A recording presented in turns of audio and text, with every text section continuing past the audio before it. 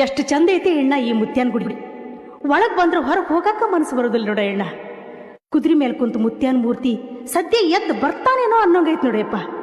ಕೈಯಾಗ ಹಿಡಿದು ಕಡ್ಗ ಆಹಾ ಮಿರಿ ಮಿರಿ ಮಿರಿ ಮಿರಿ ಮಿಂಚತೈತಿ ನೋಡ ಎಣ್ಣ.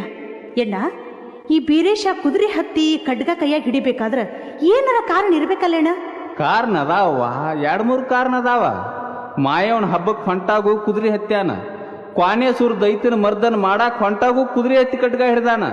ಇನ್ನೊಂದು ಏನಂದ್ರ ಗುಡಸಾಗರ ಅನ್ನೋ ಊರಾಗ ಈ ಸಿದ್ಧ ಬೀರೇಶನ ಭಕ್ತರು ಭಾಳ ಏನವ, ಅವ್ರೆಲ್ಲರೂ ಒಂದಿನ ಕೊಣ್ಣೂರು ಜಾತ್ರೆಗೆ ಹೋಗ್ಬೇಕಂತ ತಮ್ಮ ಕುರಿ ಕಾವಲಾ ಮಾಡಾಕ್ ಒಬ್ಬ ಆಳ ಮನುಷ್ಯನ ನೇಮಿಸಿದ್ರು. ಮನೆಯವರೆಲ್ಲ ಜಾತ್ರೆಗೆ ಬಂದ್ರು.